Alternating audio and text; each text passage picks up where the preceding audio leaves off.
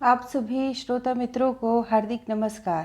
प्रस्तुत है इस्मत चुगताई जी द्वारा लिखित कहानी खिदमतगार। कितनी दफ़ा तुमसे कहा है कि भाई जल्दी आया करो, मगर सुनते ही नहीं। मैंने पिछली सीट पर किताबें पटक कर कहा। 1.5 घंटे से पागलों की तरह टहल रही हूँ। गज़ब, खुदा का 2:30 बज रहे हैं। खुदा की कसम, आज अब्बा से ज़रूर कहूँगी कि बहादुर से वक्त पर मोटर नहीं लाई जाती तो मेरे लिए दूसरा इंतज़ाम करें। और मैं किताबें सरका कर बैठ गई। तो सरकार नाराज़ क्यों होती हैं? कल ज़रा जल्दी लाया तो फरमाया इतनी जल्दी ले आता है, मैं लाइब्रेरी में पढ़ भी नहीं पाती। बहादुर ने बदतमीज़ी से मेरी नकल करते हुए कहा, चुप रहो, तो गलती करते ऊपर से टर्राते हो। मैंने झिड़क कर कहा, इतना गुस्सा करेंगी तो सूख कर कांटा हो जाएंगी। बहादुर ने नसीहत से उंगली हिलाकर कहा, देखो बहादुर, ज़्यादा बकबक मत करो। मैंने गुस्से को कायम रखने की कोशिश की। तो फिर आप गुस्सा क्यों होती हैं? ऐसा बुरा मुंह लगने लगता है। तुम्हारी भला से। उसने इतरा कर नकल उतारी। मुझे हंसी आने लगी। आप तो हमारे गुस्से के पीछे जा बैठी, आगे आइए ना। उसने खिड़की खोलकर हुक्म दिया। नहीं, चलो बकबक ना करो, जहाँ मेरा दिल चाहेगा बैठूंगी। अच्छा तो फिर चला लीजिए खुद, हमसे नहीं चलती। उसने निहायत लापरवाही से खिड़की से सहारा लेकर कहा। बहादुर, शायद तुम भूल रहे हो कि तुम नौकर हो। मैं आज लड़ने पर तुली हुई थी। तो लीजिए, मैं इस्तीफ़ा देता हूँ, बस। वो मोटर से उतर कर ज़मीन पर उकड़ू बैठ गया और लापरवाही से दूसरी तरफ देखने लगा। बहादुर, बदमजाकी मत करो, मुझे वाकई गुस्सा आ रहा है। मैंने झल्लाकर कहा। वाकई? उसने हंसकर मजाक उड़ाया। बहादुर, सीधी तरफ मोटर चलाते हो या? तो फिर आगे आइए ना। अच्छा कसूर हुआ, लीजिए पैर छूता हूँ। आपका फूला हुआ मुंह देखकर सचमुच मेरे हाथ पांव फूल जाते हैं और मोटर उलट जाती है। और नहीं, आज मैं पीछे ही बैठूंगी। मैंने सुलह पर रजामंद होते हुए कहा। नहीं, आज आप आगे ही बैठेंगी, अब मुआफ़ी जो मांग ली है। उसने खुशामद से कहा। मैं उतर कर आगे बैठ गई। अगर आप आगे न बैठती तो मैं मोटर थोड़े ही चलाता। वो शरारत से मुस्कुराया। बहुत बेहया हो, मैंने कहा। कौन? उसने ऐसे कहा गोया वो खुद मुझे बेहया समझता है। बदतमीज़, मैं आज ज़रूर अब्बा से कहूँगी कि तुम कभी वक्त पर नहीं आते। मैंने अपनी हंसी रोकने और बात टालने के लिए कहा। तो फिर खुद ही मोटर चलाना सीख लीजिए ना, यूँ आती हैं यूँ। उसने चुटकी बजाकर कहा। सीखूंगी ही, मैंने तवज्जुही से फैसला किया। तो फिर सीखिए ना, आज ही से शुरू करिए। चलो जुबली पार। उसने मोटर मोड़कर कहा। क्या वाकई 2 रोज़ में सिखा दोगे? मैंने इश्तियाक यानी उत्सुकता से पूछा। और क्या, देरी कितनी लगती है? मगर यूं थोड़ी, पहले शेर भर मिठाई। उसने सर हिलाते हुए कहा। मिठाई विठाई का झोल है, यूं ही सिखाओ। खूब भाई, वाह। तो फिर सिखाना भी झोल है। अच्छा सौदा है, ऐसी मुफ्त की मोटर किसी और से सीखिए। उसने अकड़ कर कहा। अच्छा अब इतराओ नहीं, वरना अब्बा से कह दूंगी, वो जूते लगेंगे कि याद ही करोगे। मैंने धमकी दी। अच्छा ये है, तो फिर यही सही, जाइए कर दीजिए। 100 दफ़ा शिकायत, नहीं सिखाते। तो इतना अकड़ता क्यों है? अच्छा चल, मिल जाएगी मिठाई, सिखाओ तो। मैंने व्हील पर हाथ रखकर कहा। तो फिर खैर सुनिए तो, मेरा वादा कुछ वैसा है। उसने कुछ बेएतबारी से कहा। बदतमीज़, तुझे मेरा एतबार नहीं? और जो नहीं फिर देखो किधर घुमाऊं। मैंने बात टालने के लिए व्हील पकड़कर कहा। सीधी तरफ। अरे रे रे रे, ये मुंह से निकला और मोटर बार बाल तार के खंभे से टकराते टकराते बची। सीधी सड़क पर जा रही हैं और मोड़ने की कैसी जल्दी है? उसने मजाक उड़ाया। अच्छा लीजिए संभालिए, उसने अलग होकर कहा। मेरे हाथ कांपने लगे। मोटर की स्पीड बढ़ी और हवा साए साए करके मेरे दिल में उतरने लगी। बहादुर, अरे, मैंने तकल्लुफ़ से कहा। अरे पकड़ो। आप ही पकड़िए, हाँ ज़ोर से। अरे भागी। वो ज़ोर से हंसा। मोटर की स्पीड बढ़ी और मैं घबराहट में चिल्लाने पर मजबूर हुई और एक ज़ोर का झटका लगा। मोटर उलटते उलटते बची। बहादुर ने एकदम ब्रेक दबा दिया था। मैंने हाथ हटा लिया और वाकई गुस्सा होकर बैठ गई। मुझे पसीना आ गया था। अच्छा लीजिए लीजिए, अब नहीं, उसने खुशामद से कहा। चलो घर सीधे, मैंने गुस्से से हुक्म दिया। अब चलाइए ना, इसमें डरने की क्या बात है। इसी बिरते पर मोटर चलाएंगी? उसने मोटर घर की तरफ मोड़कर कहा। और चलाएं कैसे? जैसे लौट ही तो गई ना, बहुत चली आपसे मोटर। बहादुर हंसता और मैं खिसियानी होकर अंदर चली गई। अरे बंधु, बहादुर ने माली को पुकार कर कहा, बीबी को मोटर चलानी आ गई। और वो लंबा कहकहा लगाकर मोटर गैराज में ले गया। जरा सोचिए, एक जलील नौकर जो छोटी उम्र में हमारे यहाँ रहा, दिन भर पिटता, बर्तन मांजता, जूते साफ करता, ज़रा बड़ा होकर छोटे मोटे कामों के लिए ड्राइवर की खिदमत अंजाम देता। और ये दिमाग। वजह यह है कि मुझे और भैया को सिवाय बहादुर के कभी कोई दोस्त नसीब नहीं हुआ। चुनांचे हमने हमेशा उसके नखरे बर्दाश्त किए। भैया तो जल्दी स्कूल में बोर्ड हो गए और बहादुर ने मुझ पर रौब जमाना शुरू किया। हर बात में उसकी ही वर रहती। रूठ जाता तो एक बात करने वाला ही हाथ से जाता। अब्बा दूसरे अब्बाओं की तरह हमसे कभी लाड़ प्यार न करते थे। ऐसे बहादुर को खुद उन्होंने सर पर चढ़ा रखा था। कभी अगर मैंने शिकायत की भी तो हंसकर टाल दिया। छुटपन में तो अगर कभी मैं भूले से बहादुर को मार देती तो वो तड़ाक से चाटा मारता कि मुंह फिर जाता।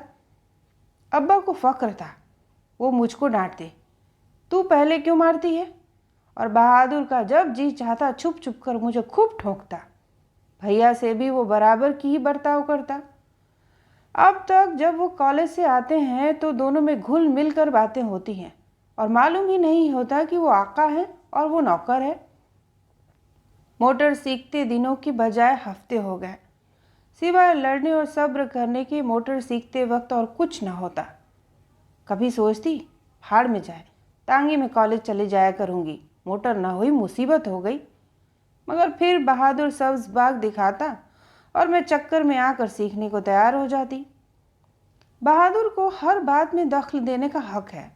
पढ़े न लिखे, टूटी फूटी उर्दू आती है, उस पर ये जोर कि उर्दू का अखबार घर में आना ही चाहिए।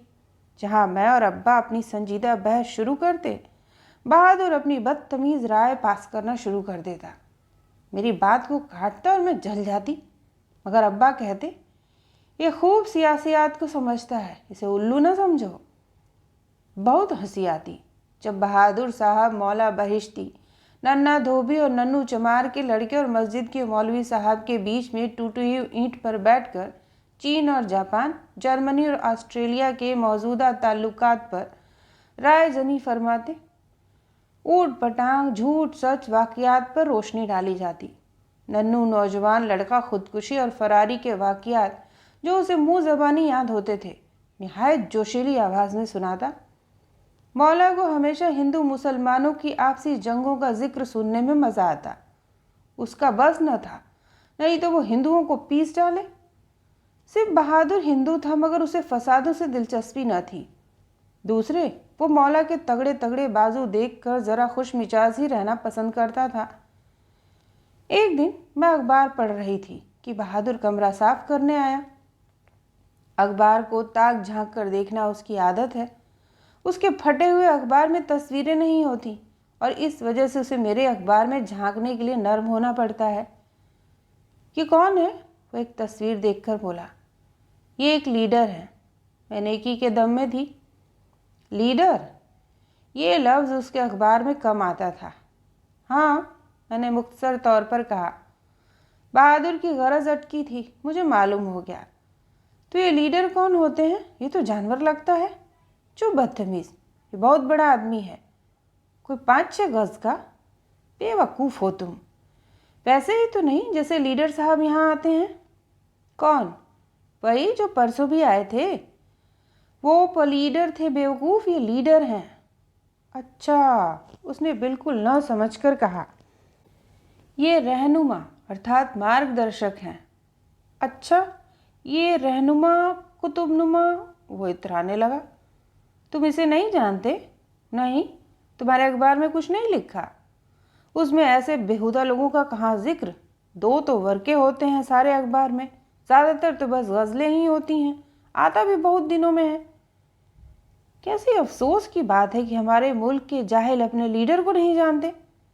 मैंने अफसोस जताते हुए कहा, तो इसमें मेरा क्या कसूर? मुझे फुर्सत ही नहीं मिलती जो इन नुमा साहब के पास जाऊं। चौराहे तक तो जाने की मोहलत नहीं मिलती। तुम जैसे उसके पास जा भी बहुत सकते हो। मैंने हंसकर कहा, क्यों, क्या वो 7 तालों में रहता है क्या? जी, वो तुम जैसे टटपूजिए से ज़रूर मिलेगा। हम टटपूजिए काहे से हैं, ये देखिए। बहादुर ने ज़रा सीधे खड़े होकर कहा, वो बहुत बड़ा आदमी है, दूर से देख लेना ही उसे बहुत गनीमत है। तुम्हारी तो वहाँ तक रसाई भी नहीं होगी। ऐसे उसमें कौन से लड्डू लगे हैं जो हम खा जाएंगे? दिमाग क्यों दुखाते हो? क्या बहुत रुपया पैसा है? बहुत। दूसरे इन्हें रुपए पैसे की परवाह भी नहीं, खद्दर पहनते हैं। तो इसमें क्या हुआ? ननुआ चमार हमेशा से खादी पहनता है और मौला भी एक तहबंद में 6 महीने गुजार देता है। हम भी सरकार और भैया की उतरन पहनते हैं। तुम, ननुआ और मौला तीनों गधे हो। ये तो पूरी कौम की खिदमत करते हैं। गरीबों का इन्हें बड़ा दर्द है। अरे, और हम कौन खिदमत नहीं करते? सुबह से जो जुट जाते हैं तो शाम को कहीं 10 बजे छुट्टी मिलती है। मौला की कमर पानी भरते भरते टेढ़ी पड़ गई। ननुआ के हाथ चमड़ा छीलते छीलते घिना गए। अब और कौन सी खिदमत ये लीडर करते हैं? जी, तो जनाब का क्या ख्याल है कि ननुआ, मौला और आप तीनों लीडर हैं? ज़रूर, मैंने हंसकर मजाक उड़ाया। तुम लोग गाय बैल की तरह काम करते हो और ये लीडर लोग कौम की खातिर कैद में जाते हैं, लोगों को सीधा रास्ता दिखाते, उनकी भलाई के लिए कोई अगर जान तक मांगे तो जान तक दे देंगे। तो कोई मौलवी हैं, ऋषि हैं, क्या हैं? ये ऋषि और ये मौलवी सब ढोंग मचाते हैं। ये तो रहनुमा है। अरे कुछ बताइए तो कि ये कौन होते हैं? जैसे जैसे वो जो तुझे याद है लखनऊ में जुलूस निकला था, उलाट साहब का। अरे हट, वो जो अमीनाबाद, वो जो पीपा शाह जी ने पंखा चढ़ाया था दरगाह पर। मैं थप्पड़ मार दूंगी जो टेटे करे जाएगा। जा, नहीं बताती। तो फिर बताती नहीं, डांटे जाती हैं। अरे जब वो कौमी झंडियाँ लगी थीं, वही तो लाट साहब वाला था। सारे में रोशनी ही रोशनी थी। ऐसी रौनक लगी थी कि क्या कहना। मनो फूल लोगों ने डाले थे। नहीं, उन कमबख्त अंग्रेज़ों ने हमारे मुल्क को लूट लूट कर नाश कर दिया। गरीबों का पेट काट कर इस्तकबाल के लिए रुपया जमा होता है और 2-4 उम्दा उम्दा सड़कें साफ करके और सज़ा के उनमें से उन्हें गुजरवा दिया जाता है। बड़े हमारे मुल्क पर हुकूमत करते हैं कमबख्त कहीं के।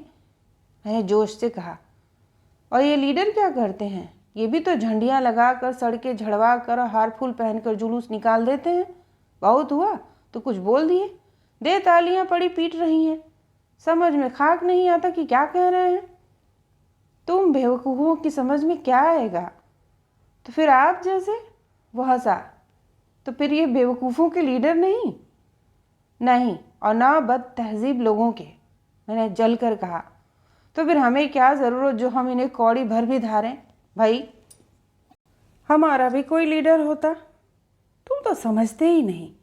तो फिर समझाइए ना, उसने आजिज़ होकर कहा।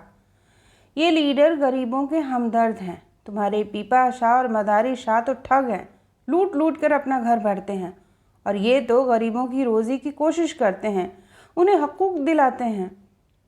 पीपा शाह के तो यहाँ आए दिन लंगर बंटता है। बहादुर ने दलील पेश की। लो, पेट भरे क्यों पहुँच जाते हैं? अब मैं ना पहुँच पाऊँ, आप न चली जाएं। बहादुर बोला, तुम समझ ही नहीं सकते। मैंने आजिज़ आकर कहा, और जो कहता हूँ समझिए तो सुनती ही नहीं। क्या समझाऊँ, कूड़ मगज़? भाई, ये हमारे हुकूक दिलवा रहे हैं, हमें गवर्नमेंट की नौकरियाँ दिलवाएंगे, हमारे लिए सीटें रिज़र्व कराएंगे। मैंने समझा ही दिया। सीटें? कैसी? रेल की? बहादुर बोला, गट्ठल भाई हट, मैं तुझे नहीं समझा सकती। अरे भाई, सीटें, कैसे बताऊँ? असेंबली में सीटें। अच्छा, अब मैं समझा। बहादुर ने समझने की कोशिश छोड़ते हुए कहा, अच्छा तो सबको डिप्टी कलेक्टरियाँ मिला करेंगी। और क्या, तब तो मज़ा है। मैं भी डिप्टी कलेक्टरी में नाम लिखवाऊँगा। जूते लगेंगे, मैंने हंसकर कहा। जी बहुत जूते लगे, और ननुआ का लड़का 9वीं दर्जे में पढ़ता है, वो तो ज़रूरी डिप्टी बन जाएगा। तुम और तुम्हारे ननुआ और मौला ही तो डिप्टी बनने के लायक हैं। ज़रा सी गिरह में भी रखते हो, डिप्टी बनोगे। क्यों भाई, इसमें क्या है? थानादारी तो मैं ऐसे ही करूं कि क्या बताइए।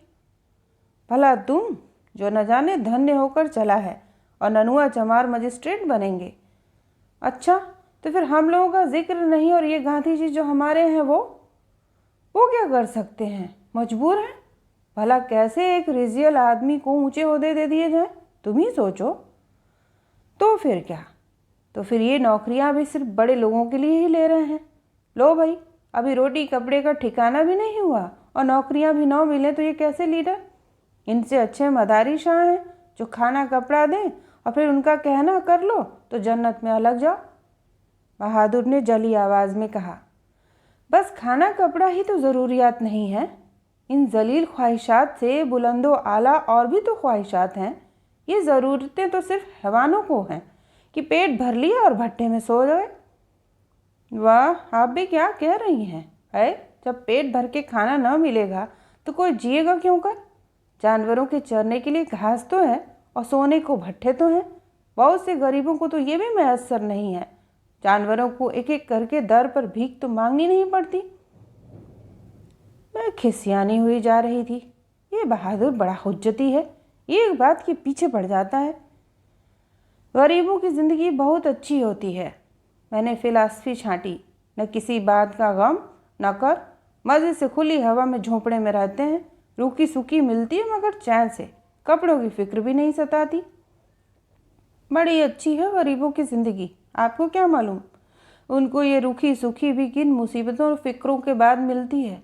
ज़मींदार का जूता सर पर रहता है।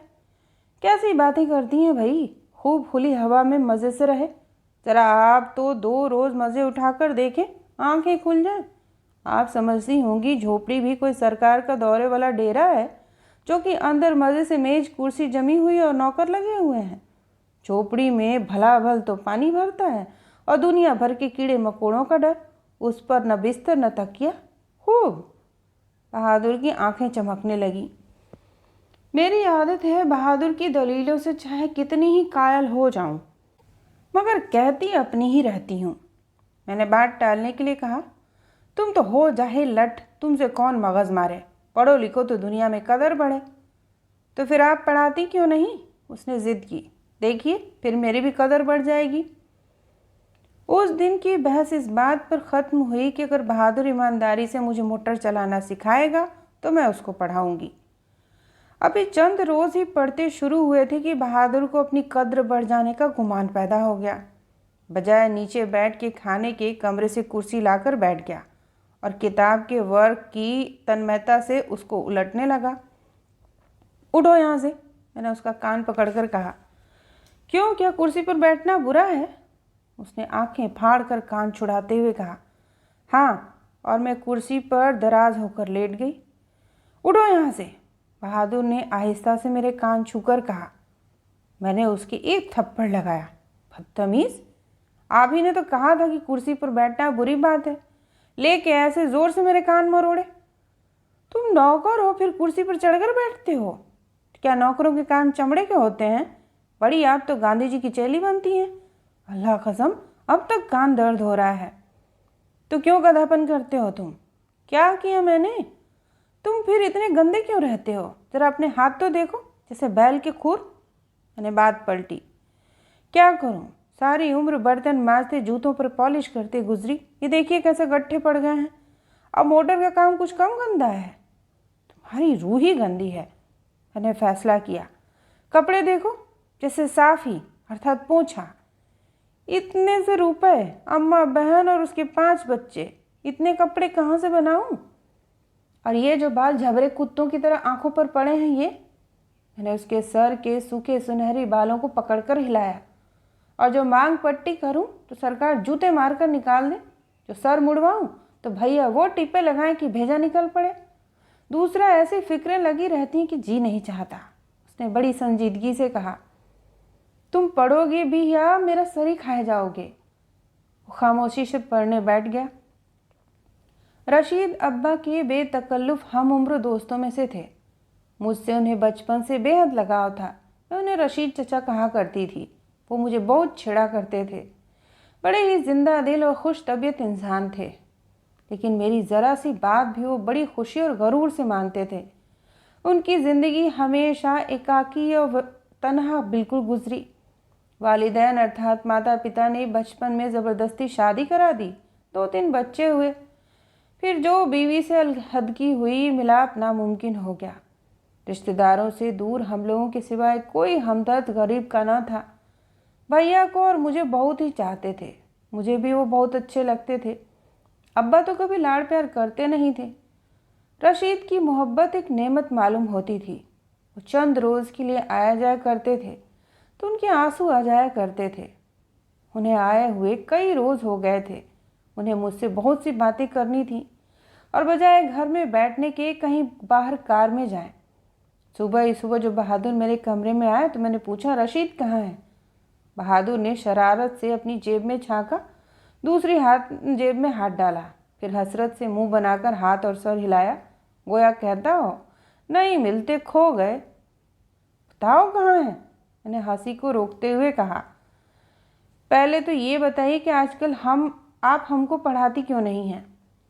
बहादुर ने कमर पर हाथ रखकर पूछा। नहीं पढ़ाती, पहले बताओ। नहीं बताते, पहले पढ़ाओ, उसने फौरन कहा। उसकी कमीनी आदत से वाकिफ़ हूँ, इसलिए नरमी से कहा, पढ़ा दूंगी भाई, आज मेरा दिल नहीं चाह रहा। तो फिर मैं भी बता दूंगा, आज मेरा दिल नहीं चाह रहा, उसने मेरा पर जोर देते हुए कहा और जाने लगा। ठहरो बहादुर, वो मुड़ गया। बात यह है भाई, मुझे मेरे सर में दर्द है, इसीलिए आज तो नहीं, हाँ कल पढ़ाऊंगी। बात यह है भाई कि मुझे मेरे सर में दर्द है, इसलिए आज तो नहीं, कल पढ़ा दूंगी, वो नकल उतार कर बोला। वो बिल्कुल जाने वाला था। अच्छा बैठो, मैंने कहा, और वो मेरे सामने पालथी मारकर बैठ गया। और किताब? मैंने पूछा। और ये आपके रशीद चचा? उसने लफ्ज़ चचा को बिगाड़ कर बिल्कुल बेतुकेपन से कहा। ज़रा मोटर तेज़ करो, बस घिघी बन जाती है। अरे रे रे, इतनी तेज क्यों हाँकता है? बहादुर ने मस्खरी सूरत बनाकर रशीद की नकल करते हुए कहा। नहीं पढ़ना तो निकलो मेरे कमरे से, चलो मैं नहीं पढ़ाती। ए लो, बिगड़ गई, बुज़दिल नहीं है तुम्हारे रशीद चचा? उसने फिर लफ्ज़ चचा को जोर देकर कहा। मेरे तन बदन में आग लग गई, मगर कुछ कहते न बना। बहादुर भागो यहाँ से, मेरा दिमाग न चाटो, मैंने आजिज़ आकर कहा। आज वो, उसने परवाह न करते हुए कहा, फिर रुक गया। क्या? मैंने पूछा। कुछ नहीं, आपके तो सर में दर्द है। जाने के लिए उठा। तुम रशीद के लिए क्या कह रहे थे? मैंने अपने शौक़ को छुपाते हुए कहा। हाँ, अब उनका जिक्र है तो जल्दी जल्दी पूछ रही हैं, नहीं बताते, जाइए। वो दरवाजे की तरफ चला, फिर बोला, आज जब वो बरामदे में खड़े थे तो मैंने उन्हें गौर से देखा। कैसे उखड़े उखड़े लग रहे थे, बूढ़े हो गए, मगर सुना है शादी के बड़े शौकीन हैं। मैं खिसियानी हो गई। रशीद 6 साल से मुझसे शादी करने के लिए प्रयासरत थे। मैंने सोचा, वो दरवाजे के पास जाकर बोला। मैंने सोचा भाई कैसी बदकिस्मत वो लड़की होगी जिससे इनकी शादी होगी। अब पैमाना छलक गया। मैंने रो कर मेज़ पर से उठकर हुक्म दिया, निकलो बहादुर मेरे कमरे से। वो चला गया, लेकिन फ़ौरन वापस आकर कहा, और हाँ, वो फाटक के पास खड़े आपका इंतज़ार कर रहे हैं। उन्होंने मुझे आपको बुलाने के लिए भेजा था। चलती हैं आप, या जाके कह दूँ नहीं आ सकती, सर में दर्द है। फिर वो चला गया। क्या बताऊँ मेरा किस कदर दिल जला। रशीद ने मुझे बुलाने को भेजा और यहाँ बातें बनाने आ गया। मैं आ रही हूँ, मैंने कोट पहनते हुए कहा। मैं तो कह देता हूँ तबीयत ठीक नहीं, बुखार आ रहा है। वो मुस्कराता हुआ तेज़ी से चला गया। नहीं, मैंने डांटा और जल्दी से मफलर लपेटती हुई उसके पीछे चली। तेज़ आइए वरना फिर नहीं ले जाएंगे, उसने मेरी जल्दी देखकर ताना दिया। रशीद जल्दी से टोपी घुमाते आगे बढ़े। लीजिए, सरकार आ गई, उसने फतह मंदाना बुलंद आवाज़ से कहा। कहती थी नहीं जाऊंगी, सर में दर्द है। मैंने कहा चलिए भाई, सैर को चलिए तो सब ठीक हो जाएगा। उसने मक्कारी का वार करते हुए कहा। रशीद का चेहरा चमक उठा और वो जैसे कि उसे आदत है मेरी नब्ज़ टटोलने लगा।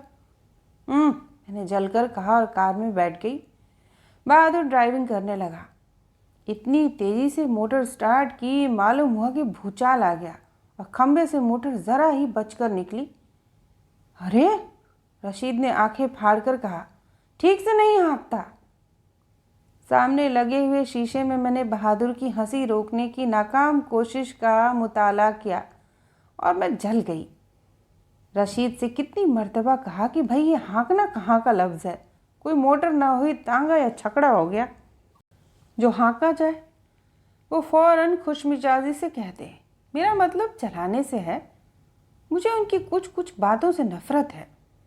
बातों में ख्याल भी न रहा कि बहादुर ने मोटर खड्डों और नाली वाली सड़क पर ले जाकर डाल दी। ऐसे की बात करना तक दुश्वार हो गया। जोड़ जोड़ हिल गया। अबे इधर कहाँ ले आया? रशीद गुर्राया।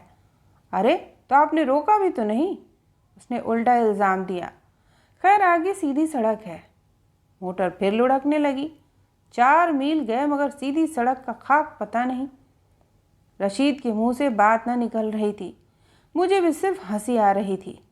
अरे ओ भाई, तेरी वो सीधी सड़क किधर है? रशीद ने पूछा। भूल गया, ये सड़क तो 18 मील तक खड़खड़िया ही चली गई है। क्या मोड़ूं? और नहीं तो क्या मार डालेगा? रशीद भन्नाए। यार तुम तो बस वही हो, ले दे के जोड़ हिला डाला। रशीद ने अपना सर मेरे सर से टकराने से बचाकर कहा। सर क्या खाक होती, सारे रास्ते तोतों की तरह अड्डे पर पंजे जमाए बैठे रहे। सर फूट जाने का डर अलग। सीटों पर उचकते उचकते थक गए। मालूम हुआ सैर नहीं बल्कि कुश्ती लड़कर आ रहे हैं। बहादुर ने फतह मंदाना मुस्कुराहट से मुझे देखा, जैसे कहता हो, देखा कैसी सैर कराई। शाम को कहाँ चलिएगा? 5 बजे मोटर निकाल लूँ? उसने तड़ाक से खिड़की बंद करते हुए पूछा। अबे हट, हम क्या मरने के लिए तेरी मोटर में जाएंगे? रशीद ने डांटा। रशीद हमेशा बहादुर से बदतमीजी से बोलते हैं। उन्हें बड़ी शिकायत है कि नौकर होकर ज़रा भी मुहज़्ज़ब अर्थात शिष्ट नहीं है। अब्बा ने सर चढ़ा रखा है, बेहुदा है, किसी दिन ठीक कर दिया जाएगा। मगर बहादुर खाक न सुनता, बल्कि सिर्फ शरारत से मुस्कुराकर और भी मजाक उड़ाने पर तुल जाता। रशीद को मेरा इतना ख्याल रहता था कि अगर ज़रा सी चीज़ खरीदते तो 100 मरतबा मेरी राय लेते। उनकी कोठी और फर्नीचर मेरी ख़ास पसंद का था। मोटर हमने खुद जाकर दिल्ली से खरीदी, जिस पर खूबसूरत हल्के अर्थात वृत्त में मोनोग्राम बनवाया था। हर चीज़ पर मेरा मोनोग्राम था। सारे नौकर मेरी पसंद से रखे जाते और निकाले जाते थे। रशीद के कपड़े और मुख्तलिफ अन्य चीज़ें अमूमन मेरे पसंदीदा रंग के होते। उन्होंने कभी मेरी मुखालफत न की। जब मैं छोटी सी थी तभी से वो मुझसे डरते थे, मुझे छेड़ते और जब मैं खफा हो जाती तो बेचैन हो जाते। उन्हें इसमें ही मज़ा आता था। मुझे अब तक उनसे रूठ जाने की आदत है। एक दफ़ा उन्होंने मजाक ही मजाक में जरी चांदी की चूड़ी मछलियों वाले हौज में फेंक दी। मैं 10-12 की ढोंग मचल गई। बेचारे फौरन कोट उतार कर पानी में उतर गए। जब तक याद है कि वो कितने अच्छे मालूम हो रहे थे। सब अर्थात हरी काई उनकी टाई और बालों में बेतरह उलझ गई थी और सारे जिस्म पर सड़ी गली पत्तियां चिपकी हुई थीं। उन्हें तकलीफ पहुंचाकर मेरे दिल में गुदगुदी सी होती थी। मुझे बड़ा फ़क्र था कि ऐसा रौबीला और ताकतवर इंसान मेरे सामने भीगी बिल्ली बन जाता था। भैया का तो दम निकलता था, मगर मैं बहुत दिलेर थी। ज़रा सी बात पर उन्हें बातें सुनाकर रख देती, वो उल्टे खुश होते। मुझे टाइफाइड हुआ था। रशीद ने अपने पेशे की सारी तरकीबें मुझे मोटा करने में सर्फ कर दी। इतने टॉनिक पिलाए कि मैं फूल कर कुप्पा हो गई और बहादुर और भैया मुझे चिढ़ा चिढ़ा कर खा गए। डॉक्टर भैया को बहुत चाहते थे, मगर भैया बेवकूफ़ उनसे खिंचे खिंचे रहते। रशीद और रशीद की सारी चीज़ें मेरे आने की मुंतज़िर थीं। कितने ही नए सेट खरीदे, कितने ही मोटर मेरे मोनोग्राम से सजाए गए, मगर मुझे वहाँ कभी पहुँचना नसीब न हुआ। अब्बा से जब रिश्ते का तकाजा करते तो वो कोई न कोई बहाना बना देते। रशीद एक नए आतिशदान का नक्शा ज़मीन पर खींचकर मुझे बताते कि सामने से एक मरखनी सी गाय दुम उठाए दौड़ती हुई सीधी हमारी तरफ लपकी। बुंदू पीछे डंडा लेकर दौड़ा। शोरगुल सुनकर बहादुर भी अपनी कोठरी से झांका। न जाने क्या सोचकर एक छोटी सी लड़की लेकर ऐसे गाय को हमारी तरफ हाँका कर लाया कि वो फाटक छोड़ने के बजाय हमारी तरफ आ गई। गाय, बैल और बिच्छू, 3 चीज़ों से मेरा दम निकलता है। अरे इधर मत हाँक बहादुर, रशीद डरकर डांटने लगे। लफ्ज़ हाँक पर बहादुर हंसी से लोटपोट होने लगा। अगर हम मुंडेरों पर न चढ़ जाते तो यकीनन गाय हमारा आटा कर देती। बहादुर मुझे गलत अंदाज से छेड़ता हुआ गाय के पीछे भागा चला गया। अगर रशीद को बहादुर की मक्कारियों का ज़रा भी पता चल जाता तो वो हंगामा कर देते। वो उसे सिर्फ एक बेवकूफ़ गधा समझते थे। इस दफ़ा रशीद कुछ ऐसे पीछे पड़े कि अब्बा शादी पर राजी हो गए और रशीद दिन भर सामान खरीदते फिरते और खाला जान भी इंतज़ाम में मदद देने के लिए आ गईं। अम्मा के बाद वही थी जो हमारी करीबी रिश्तेदार थीं। बहादुर खामोश हमें दिन भर मोटर में लादे फिरता रहा। रशीद छुट्टी लेकर आ गए थे और मुझे हफ्तों बहादुर से बात करने के लिए वक्त भी न मिलता था। बहादुर की बदमिजाजी बढ़ती जाती थी। वो मुझसे बिल्कुल बात न करता था और अगर करता था तो तुरशी से, बात बात पर हर एक से उलझ पड़ता। यहाँ तक कि अब्बा ने जो कुछ कहा तो गुर्रा कर उन्हें घूरने लगा। अब्बा में ग़ज़ब का तहम्मुल अर्थात संयम है, दूसरे वो उसे चाहते भी बहुत हैं। बिल्कुल चुप रह गया। मुझे बहादुर को देखकर दुख होता। भैया के चले जाने के बाद सहेली कहो, भाई कहो या नौकर, सब कुछ ये बहादुर ही था। रशीद बेशक मेरा लाड करते थे, मगर बहादुर और ही था, मेरा बचपन का साथी, और अब वो मुझसे बात तक करना पसंद न करता था। वो पहले से ज़्यादा जर्द और दुबला हो गया था। मुझे यकीन था कि बहादुर मुझसे खफा है।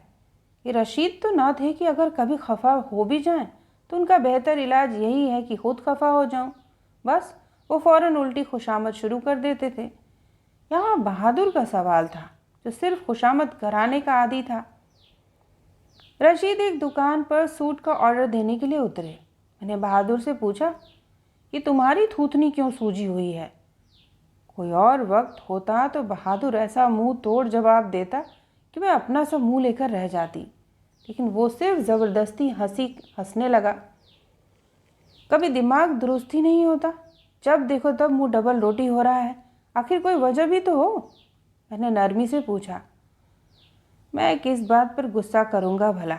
मैं एक फटा हुआ नौकर और किसी से गुस्सा हो जाऊँ तो फिर रोटी कहाँ मिलेगी। वो दुखी होकर मुझसे दूर देखने लगा। नहीं, तुम बदल ही गए हो। रशीद आ गए और हम वापस आए। मेरा दिल बहादुर से खुलकर बातें करना चाहता था, लिहाजा मैंने उसे बुलाया। बहादुर, ज़रा मेरी साड़ी पर इस्त्री कर दो। लीजिए, ये कोई मेरा काम है, नत्था को भेजे देता हूँ। वो मुड़ा। नहीं, वो ठीक नहीं करता, दूसरे वो मेरी इस्त्री तोड़ देगा। अच्छा लाइए, मुझे साड़ियाँ और इस्त्री दीजिए, मैं कर लाऊंगा। मेरे कमरे में ही बड़ी मेज़ पर कर लो, मैं तुम्हें अपनी बिजली की इस्त्री तोड़ने के लिए ना दूंगी। तो फिर करवा लीजिए किसी और से। उसने सूखा मुंह बनाकर कहा। इधर आओ, मैंने डांट कर कहा। वो करीब आया। चलो, मैंने उसका कान पकड़कर अपने कमरे की तरफ ले जाकर कहा। साड़ियाँ निकालो और सीधी तरह इस्त्री करो। वो मुस्कुराने लगा। उसका पतला सा जर्द चेहरा खून की गर्मी से बादामी हो गया और आंखें भीग गईं। खुश था। संदूक में से साड़ियाँ निकालकर वो इस्त्री करने लगा। मैं खिड़की के करीब स्टूल पर बैठ गई। उसके बड़े बड़े खुरदरे बालोंदार हाथ, चमकती हुई इस्त्री और रंग बिरंगी साड़ियाँ मेरे लिए खेल बन गईं। बड़ी बड़ी स्याह आँखों में एक नई जान पैदा हो गई थी। स्त्री के साथ साथ उसकी चमकती आंखें आगे पीछे दौड़ रही थीं। उसने अपनी गुदाज जेरी लब अर्थात मांसल निचले होठ को दांतों से दबा रखा था, जैसे ही सख्त मसरूफियत और काम के वक्त दबा लेते हैं। कफ बेतुकेपन से उसकी आस्तीनों में झूल रहे थे। अब्बा के चौड़े चकले दामन की कमीज और भैया की ढीली ढाली पतलून में वो एक तिनका सा मालूम हो रहा था। गिरेबान के तमाम बटन टूट गए थे। और उसका सीना बहुत सा खुला हुआ था, जिस पर पसलियों का जाल बखूबी नजर आ रहा था। उसके बेरौनक कत्थई बाल बेतरतीब गुच्छों की सूरत में उसकी क्लांत मगर बुलंद और ज़हीन पेशानी पर बिखरे हुए थे। मैं उसे लगातार गौर से देख रही थी। मेरा दिल दुख गया। आह, बेरहम ज़माने ने इसे एक जलीलो ख्वार खिदमतगार बना दिया, वरना वो जहानत अर्थात समझदारी और अक्लमंदी का मुजस्समा मालूम हो रहा था। न जाने कितने बुलंद दिमाग सिर्फ गरीबी के हाथों कुचल कर खाके राह से बदतरीन हो जाते हैं। अगर इसे आला तरीन तालीम दी जाती और इसके पास रुपया होता तो कितनी शानदार हस्ती बन जाता। वो एक जलील नौकर था जिसने बचपन से ही अपनी ही जिन्स अर्थात नस्ल की दिलो जान से खिदमत की थी, लेकिन फिर भी कोई बात थी कि वो नुमाया हस्ती मालूम होती थी। जिंदगी के हर मामूली से मामूली और बड़े से बड़े काम में वो एक काबिल तारीफ अक्लमंदी का सबूत दिया करता था। मैं उसे तन्मयता के आलम में तक रही थी। उसने कई दफ़ा उचटती हुई नज़र मेरी तरफ डाली और मुझे अपनी तरफ घूरते हुए देखकर वो बेइख्तियार एक मजलूम मुस्कुराहट में डूब गया।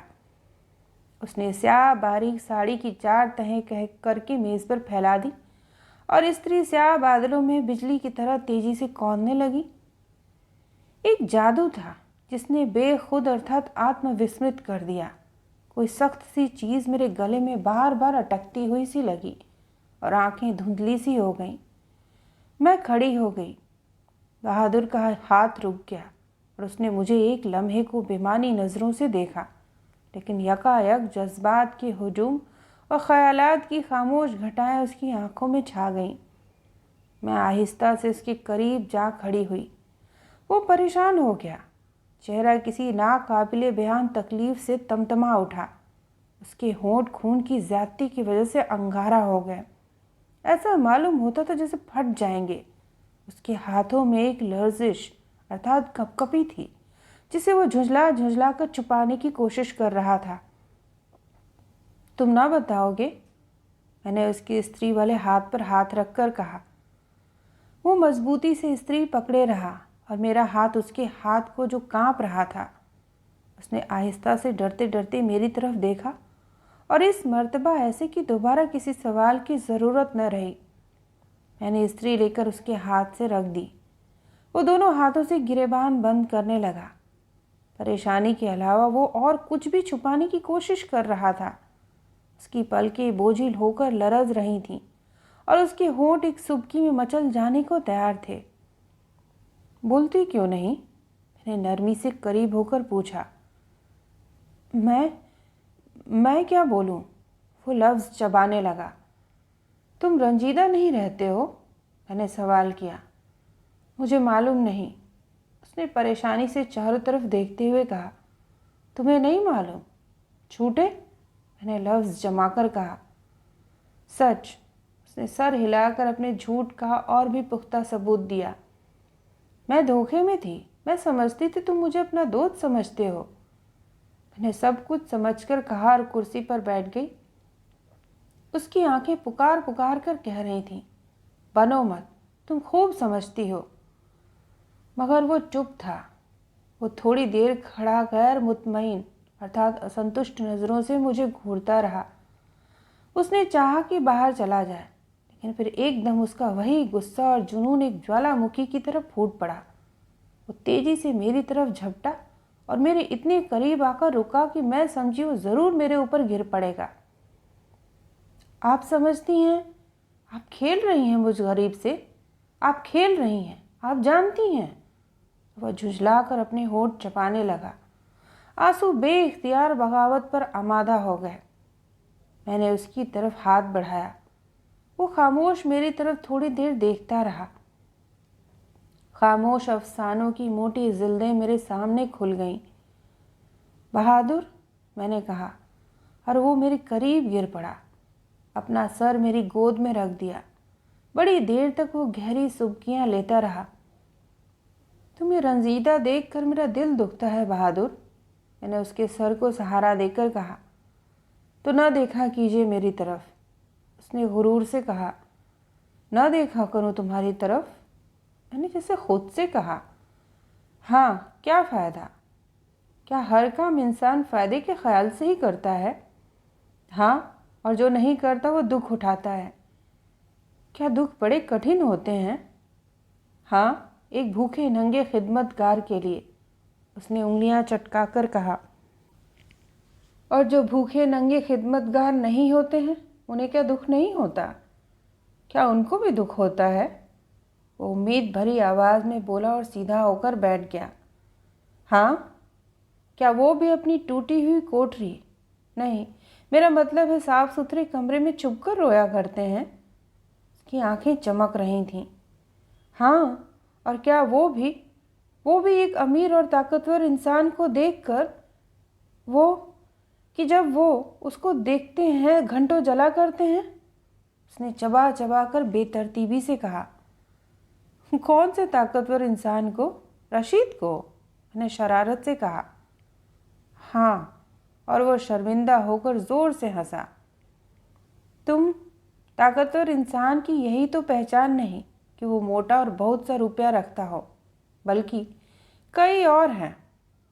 मैं अल्फाज ढूंढने लगी। बल्कि, उसने इश्तियाक अर्थात उत्सुकता से पूछा। तुम बेवकूफ़ हो, मैंने उसको दूर धकेल कर कहा। आका और खादिम का रिश्ता कब का टूट चुका था। उसके बाद चंद दिन कैसे गुजरे शायद उनको बयान करने की ज़रूरत नहीं। बस इतना कहना काफ़ी है कि मुसलसल नाराज़गियाँ और ख़ुदकुशी की धमकियाँ चलीं और आंसुओं की नहरें बह गईं। अब्बा उतने ही संजीदा और खामोश रहे। रशीद की नई कार पर मेरे मोनोग्राम की जगह एक काला पट्टा नज़र आने लगा है। उन्हें अब छुट्टी बिल्कुल नहीं मिलती। मैं कॉलेज बराबर जाती हूँ। बहादुर वक्त पर मोटर अब भी नहीं लाता, हमेशा जल्दी लाता है। तो यह थी कहानी खिदमतगार। सुनने के लिए आप सभी का धन्यवाद।